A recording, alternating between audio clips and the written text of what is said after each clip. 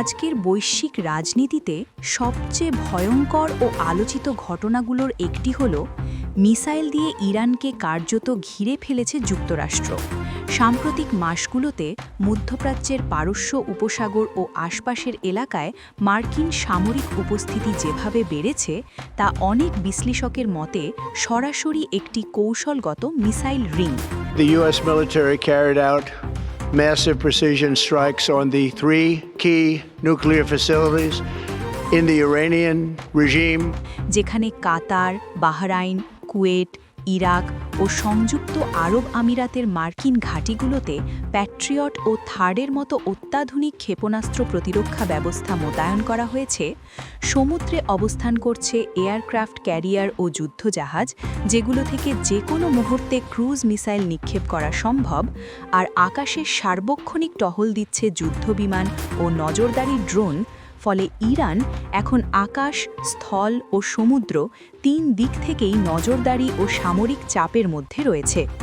যুক্তরাষ্ট্রের পক্ষ থেকে বলা হচ্ছে এই পদক্ষেপ পুরোপুরি প্রতিরক্ষামূলক এবং ইরানের পারমাণবিক কর্মসূচি, ব্যালিস্টিক মিসাইল উন্নয়ন ও আঞ্চলিক প্রভাব বিস্তার ঠেকানোর জন্যেই এই সামরিক প্রস্তুতি। তবে বাস্তবতা হল এত বিপুল পরিমাণ অস্ত্র ও সেনা মোতায়েন শুধু প্রতিরক্ষার বার্তা দেয় না, বরং এটি একটি শক্তিশালী রাজনৈতিক ও মনস্তাত্ত্বিক চাপের কৌশল, যার মাধ্যমে ইরানকে আলোচনায় বাধ্য করার চেষ্টা চলছে। صد آشغال آتیش میزنن برای اینکه او خوشش بیاد.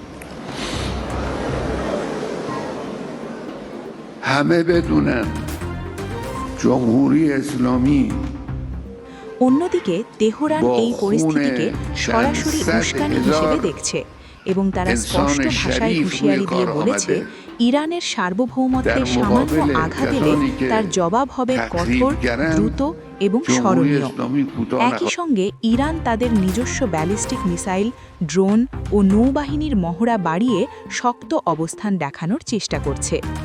আন্তর্জাতিক নিরাপত্তা বিশ্লেষকদের মতে এই মুহূর্তে পরিস্থিতি হয়তো সরাসরি যুদ্ধের দ্বারপ্রান্তে নয়, কিন্তু ইতিহাস সাক্ষ্যে এই ধরনের সামরিক ঘেরাও অনেক সময়ই ভুল বোঝাবুঝি, দুর্ঘটনা বা ছোট কোনো সংঘর্ষ থেকে বড় যুদ্ধে রূপ নিতে পারে, বিশেষ করে মধ্যপ্রাচ্যের মতো সংবেদনশীল অঞ্চলে যেখানে একাধিক শক্তিধর দেশ ও সশস্ত্র গোষ্ঠীর স্বার্থ জড়িয়ে আছে।